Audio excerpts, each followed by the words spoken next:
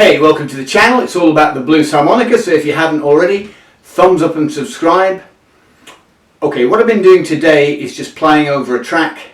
I just picked it straight off the net. It's a minor blues, and just played. I listened to it once, maybe twice at the most, and then just played over it. And the object of the exercise, if you're going to be looking at a blues harmonica player, a Hammond organ player, blues guitar or jazz guitarist, anybody that's doing improvisation, you need to see a body of work to see if they're doing things reasonably correct. Not that there's any right or wrong in anything anybody does, of course. But a good rule of thumb is, do they sit the time? And if they just waver off the time, maybe it's because they're going for it or something like that. Can they tell you a story, and can they tell you an interesting story? That's the next thing. And the next one then is, do they tell a different story every time? Okay, because that's what they should be doing. You've got to try and play differently every time. If I play 3 takes of something, I don't approach things naturally the same way. Although what you're hearing here is that I think I took a kind of figure to get myself off and running with the improvisation. And I think I did something along these lines.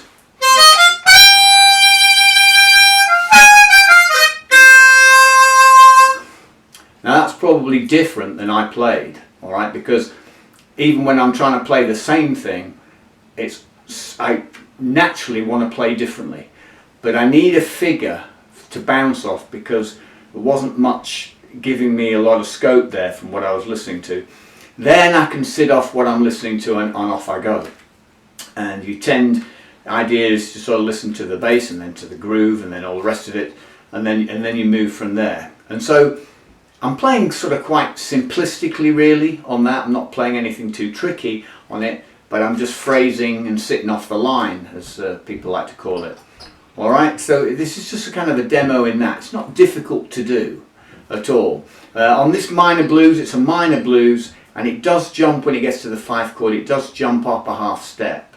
So I've made other videos on this before about learning to play in other positions besides 1st, 2nd, 3rd and 4th, and 5th, there's a lot of other positions, and you use some of them in basic blues as well. So it's very important, and I coach that. But my main thing is the fact to get guys to be playing differently every time, to always approach it like that. It's so important. You get so many supposedly good players that are not doing that. You've always got to be kind of sitting on that edge of things going wrong, just to make sure that you play things differently. And I've made videos on this before, approaches to different ways of doing it. Okay, so that's something you could be mindful when you're developing as a player. So have a listen to what I've played here, and you'll get the idea that I'm just floating over the top of it. I'm listening to what's going down and then just throwing out what comes out. So a good rule of thumb, if you listen to anybody in the internet who's playing, you should be able to see a body of work. You know, you'll get the guys that play nothing but patterns and chromatical movement, which is you know, a challenge in itself when we start playing like that. I can do that, but sometimes that's all they do. Okay, so they're going to play what they're going to do what they're going to do anyway, regardless of the backing track, regardless of the live band they're playing with.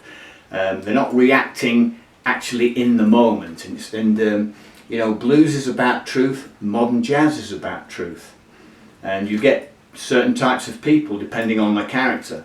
But the object of the exercise is that, as I said on another video, you know, it's about a tree growing naturally inside you. You don't grab a style off a tree. And I said that in the last video as well.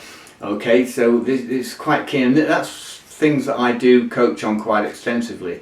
You get a lot of people who mimic, and albeit it sounds good to the layperson who doesn't really realise what's going on, but they tend to regurgitate. And the idea is, I mean, I did this even many years ago when I first started out in music, playing all different instruments. You know, from being a jazz saxophonist to being a classical guitarist and then a contemporary guitarist, but mainly I'm known as a jazz saxophonist. But you know, to improvise from outset, you do this all the time with everything that you learn, okay? Because by doing that, that gets you into that frame of mind, and it's so important. So, okay, so you get me for lessons on Harpo the Healer Wicks. Check out the podcast. There's a good one coming out soon. I'm doing one on Mount Everest. That would be quite an interesting one, but they cover a whole range of topics, so go and check those out. And as always, I'll catch you on the rebound.